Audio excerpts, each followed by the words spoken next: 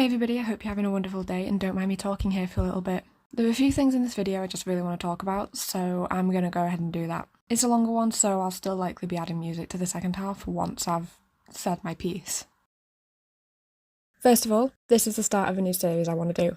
I've wanted to do something based on the idea of the 7 sins for a while now, and I finally have time to follow through with it, whilst completing all of them. I've tried it before and ended up abandoning them halfway through, but this time I can get all the way through them without running out of time. So, because this is a larger series, I've actually been approaching this in a way I used to reserve for school projects, college tasks, and other things I did out of obligation, rather than my own want. It has been enjoyable so far and easy to track the ideas for each of them, so I'm going to say it's already paying off. I've been using Google Slides just to gather inspiration, put it all into one place, and then also track the progress of each of them so I can see where all of them are at. But it also keeps all my references and ideas in one place, rather than Googling it as I draw, which I normally do. Which, okay, looking back on it, of course, having it all in one place is going to be easier, but half the time I tend to just forget to do that. So I'm more happy that this time I actually remembered to do it. But it also means that at the current moment, I have the starting place for most of the sins, most of the ideas, and I don't have a solid design for all of them yet, especially not in this moment, but I do have the start, and I'm actually quite excited for where all of them are going to go. At the time of recording the audio to this, I have also done 2 of them, so I can't wait to show you those 2.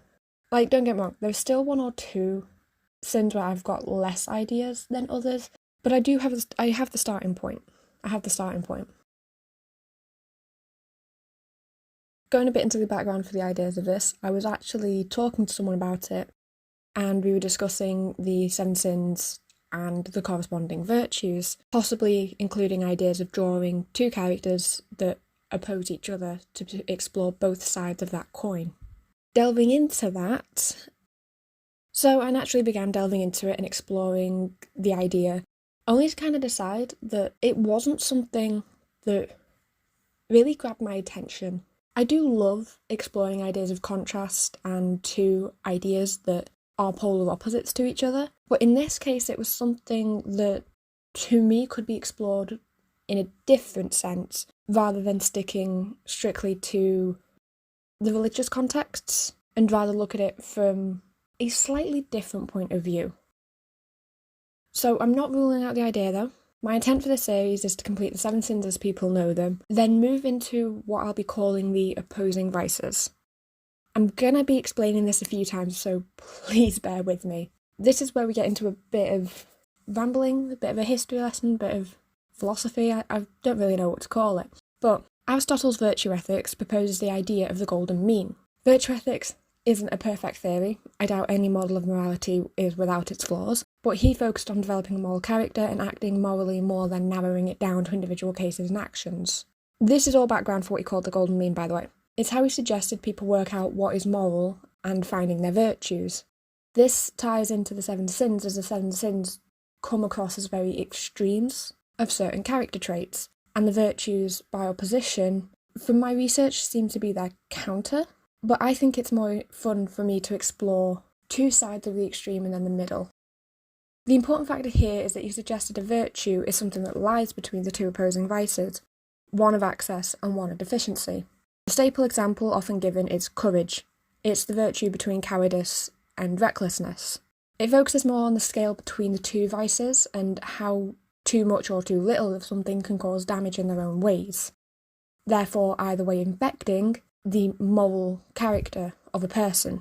Now, taking this to the sins and virtues model, it allows more shades of grey to exist for situations, which I'm more drawn to than 2 extremes. It's also more fun for me to explore through an art lens. So, that means that this series will include 3 stages instead of the 2. The sins, the opposing vices, and the golden mean. The sins as we know them, exploring how they damage people like others have done before. However, the opposing vices will follow a similar theme, seeing how reversing the sin to the extreme is also potentially dangerous or damaging. It's then that I'll go into the means and hoping to find the balance between them, the point where it's moderation and healthier. So now we'll tie this back to the actual drawing. I wanted to look at pride as an excess of the trait. It's thinking too highly of yourself and putting yourself on a pedestal above anyone else until you're almost making enemies of them by refusing to view them as equals.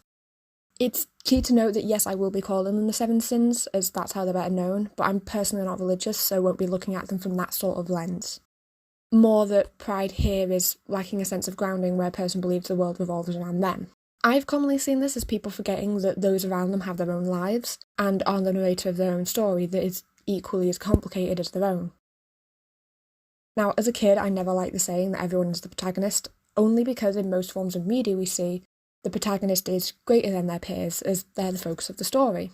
We see their view, their lives, and shown their side of everything. Putting that into reality doesn't really work in that way, since everyone has their own things going on. Now, for pride, I wanted to highlight how it is putting yourself in the spotlight until you're ignoring anyone around you, and you're ultimately isolated by your own ego. This influenced the environment, especially as the overgrown forest was really done to highlight that they're lacking an audience willing to watch them or entertain this sort of show.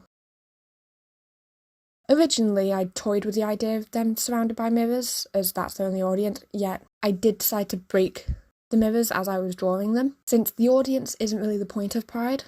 The mirror and audience were time-oriented vanity, which, whilst close to pride, is something slightly different.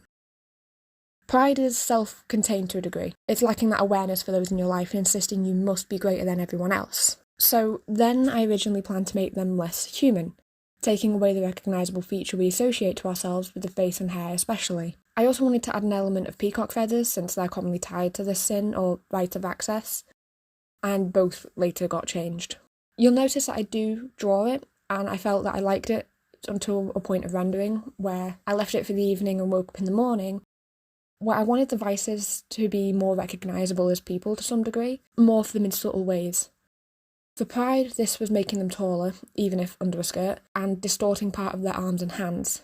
This is probably going to be more evident if they were around the other sins, which I will probably be doing sooner or later. I then gave them a crown-like structure that also changed to be less busy in later phases, all of it to draw the eye to them first before noticing the scenery. But yeah, as I've kind of teased previously, it's likely that once I've done all the characters in isolation, I will probably make a single image with them all in too, just them all together, a complete set. So that would be all 7 sins, then maybe a separate one for the vices and means. Could even put them all into one very busy lineup if I wanted to. Anyway, that's all I have to say today, and I hope it clarifies my intent for this set of drawings coming up. I will be working on Balanced Charms at the same time too, so no worries, since I personally enjoy that series.